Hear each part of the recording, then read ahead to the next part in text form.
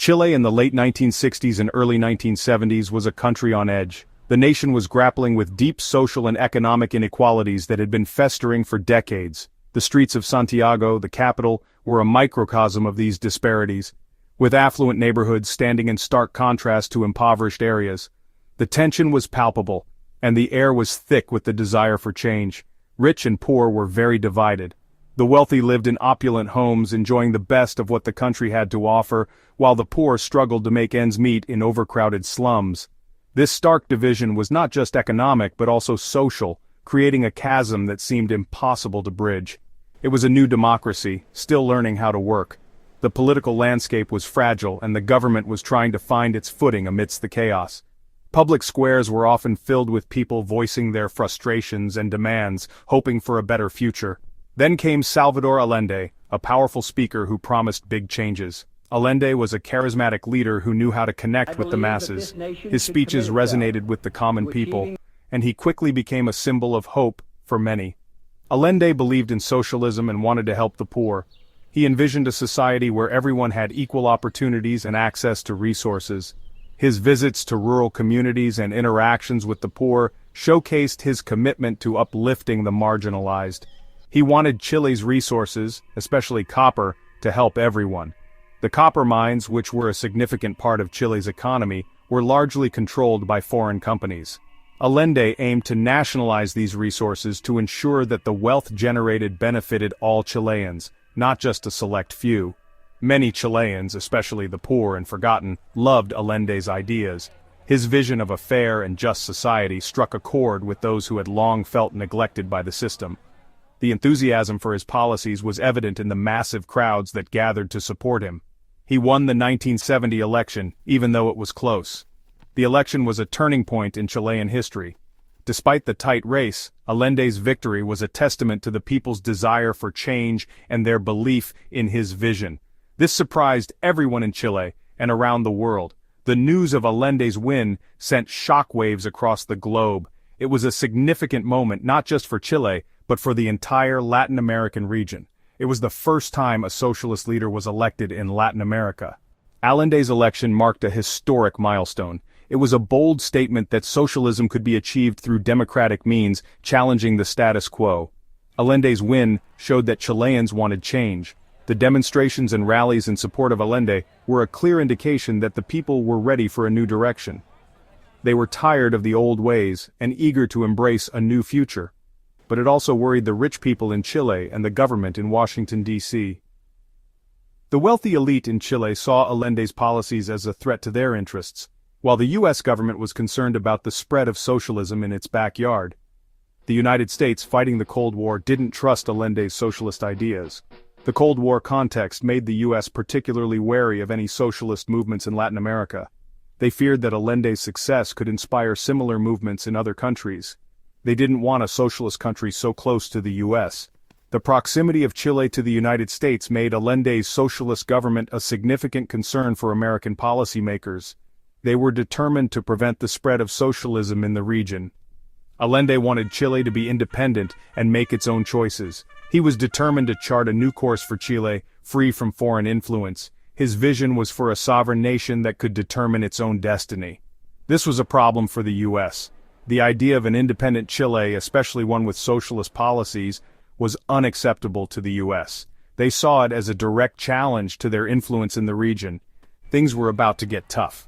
The political landscape in Chile was becoming increasingly volatile. Protests and unrest were becoming more common as tensions rose. Allende, with the support of the people, started making big changes. He began implementing his policies, focusing on nationalizing industries and improving public infrastructure. These changes were aimed at creating a more equitable society. The United States, wanting to protect its power, started planning to remove Allende. The U.S. government, through the CIA, began covert operations to undermine Allende's government. They were determined to prevent the spread of socialism at any cost. The future of Chile's democracy was uncertain. The political turmoil and external pressures made the future of Chile's democracy highly uncertain. The country was at a crossroads, and the path it would take was unclear. The biggest problem between Allende's Chile and the U.S. was copper. Copper was not just a metal, it was the lifeblood of Chile's economy and a critical resource for the United States. The vast copper reserves in Chile were a treasure trove that had long been exploited by foreign companies, particularly those from the US. Chile had lots of copper, which is valuable. This metal was essential for various industries, from electronics to construction, making it a highly sought-after commodity on the global market. The wealth generated from copper mining had the potential to transform Chile's economy, but much of this wealth was flowing out of the country. For a long time, US companies made a lot of money from Chile's copper. These companies had established a strong presence in Chile, extracting vast amounts of copper and reaping enormous profits. The economic benefits for the US were significant, but the arrangement left Chile with only a fraction of the wealth generated from its own natural resources. Allende thought this was unfair. He believed that the riches of Chile's copper should benefit the Chilean people, not foreign corporations. Allende's vision was to use the revenue from copper to fund social programs, improve infrastructure, and reduce poverty in Chile. He wanted Chile to control its own copper. This meant nationalizing the copper industry, taking it out of the hands of foreign companies, and placing it under the control of the Chilean government. This move was seen as a way to reclaim national sovereignty and ensure that the wealth generated from copper mining would stay within the country. So, in 1971, he took control of the copper mines. This bold step was part of Allende's broader agenda to implement socialist policies and redistribute wealth in Chile. The nationalization of the copper mines was a landmark event that symbolized a shift in power and a challenge to foreign economic dominance. This shocked businesses all over the world and worried the US government. The nationalization sent shockwaves through the global business community, as it threatened the interests of powerful multinational corporations. The US government in particular was deeply concerned about the implications of Allende's actions. Allende's copper plan was a big deal. It was a bold assertion of Chile's right to control its own resources and a direct challenge to the established economic order. The move garnered significant support from the Chilean populace, who saw it as a step towards greater economic independence and social justice. It showed that Chile wasn't going to let other countries control its resources. The nationalization of the copper mines was a clear message that Chile was determined to assert its sovereignty and prioritize the welfare of its citizens over the interests of foreign corporations. The US was worried that other countries would do the same thing.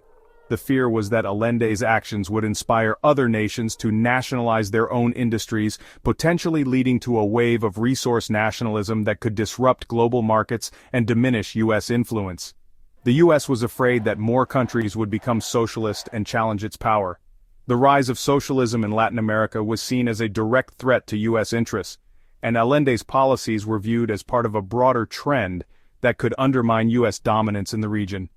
Allende's copper plan made the US decide to act against him. The nationalization of the copper mines was the tipping point that led the US to take covert actions to destabilize Allende's government. The US saw Allende's policies as a threat that needed to be countered to protect its economic and geopolitical interests.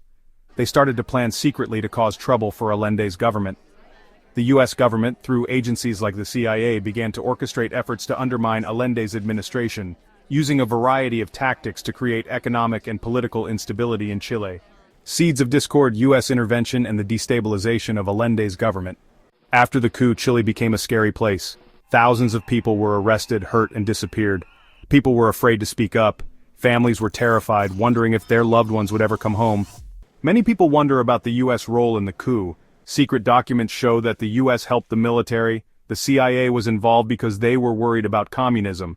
The US changed Chilean history.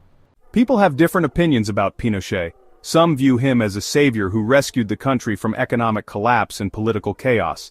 They argue that his policies brought stability and growth. Some say he helped the economy, creating jobs and modernizing infrastructure. However, this perspective is not shared by everyone.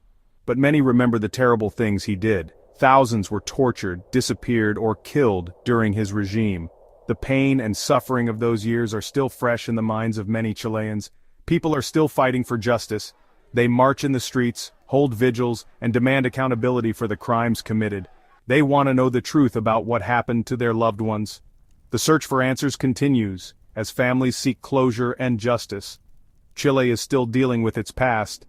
The legacy of Pinochet's rule is a complex and painful chapter in the nation's history, one that continues to shape its present and future. The 1973 coup in Chile teaches us about how strong the Chilean people are. They never gave up hope, even during a very difficult time.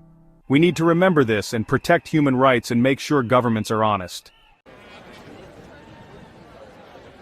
This video is made by AZ, a man from a great majesty family.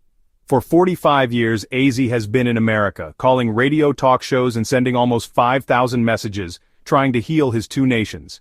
He has tirelessly told governments to spend money on food, not war.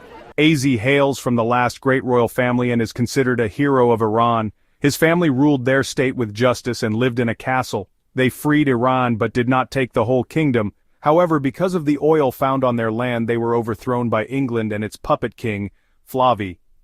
AZ's lineage traces back to the same area where the Persian king Cyrus the Great once ruled. From his father's side, he also has a history of being a protector of Jews in the 1930s. Jews took to the streets calling "Long live with Modares." Iran, a nation with thousands of years of history, has given the world many beautiful things, from the Constitution of Europe and America, to the YouTube algorithm, and even the halo on top of Jesus' head. 2,500 years ago, Cyrus the Great brought the first human rights in history, freeing the Jews from Babylon. The Jewish holy book says Persian King Cyrus is a Jewish Messiah, and Jews lived in Iran, Persia, for 2,700 years. In the 1980s, AZ lost everything due to the 8-year war with Saddam Hussein, aided by American and Israeli arms dealers and some Europeans. 1 million Iranians were killed or injured, and the damage was in the trillions. Arms and information were sold to both sides to keep the war going for 8 years. Meanwhile, Israel and USA arms dealers profited more than $500 billion. AZ's mother taught him to love people as they are. In his 50 years in America, AZ took only a few vacations and attended few concerts. He was often the only one telling Iranians, "Do not come to this country just for making money. With the help of good Americans, try to heal your two countries, so history will speak well of you." AZ's message is clear. Be a part-time hero and strive for a better world where everyone can live in peace.